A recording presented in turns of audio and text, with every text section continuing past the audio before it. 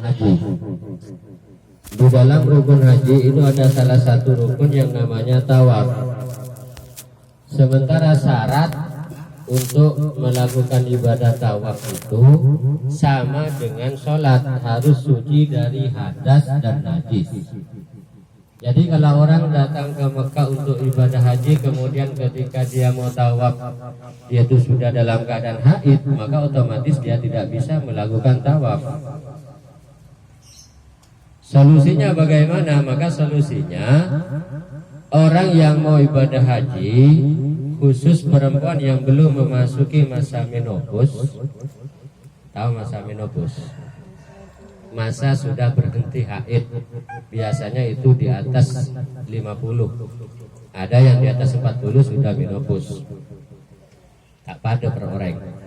Nah, kalau masih dia aktif masa haidnya, biasanya itu bisa disiasati dengan cara berobat. Artinya ada suntik yang memang untuk menghambat datanya haid pada bulan di mana dia akan melakukan ibadah haji.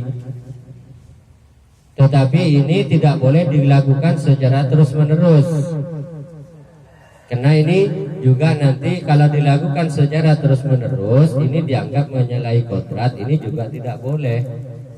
Jadi hanya sewaktu-waktu ketika ada tujuan syar'i yang dianggap sangat penting. Salah satunya yaitu dengan waktu ibadah haji. Jadi ketika sebelum berangkat haji, maka muslimat atau perempuan yang mau ibadah haji itu harus sudah mempersiapkan bagaimana nanti ketika masanya dia haid, kalau diperkirakan kebetulan pada waktunya dia melakukan ibadah haji, itu sudah disiasati terlebih dahulu.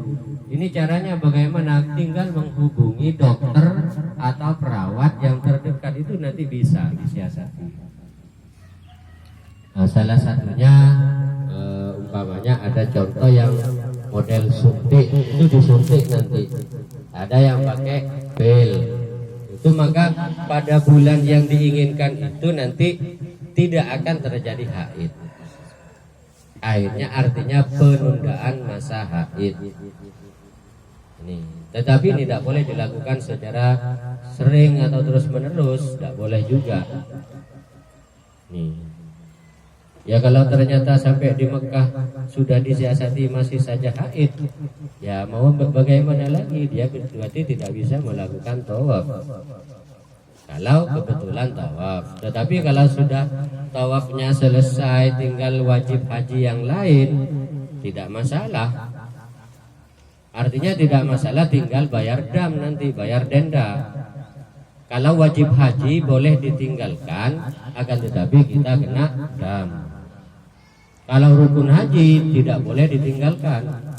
Salah satu rukun haji yang syaratnya harus suci dari hadas dan najis, yaitu diantaranya adalah tawaf. Karena tawaf itu sama dengan sholat hukumnya. Jadi kalau orang haid melakukan ibadah haji jelas tidak bisa. Kalau cuma datang ke Mekah mau rekreasi tidak apa-apa, sah-sah saja.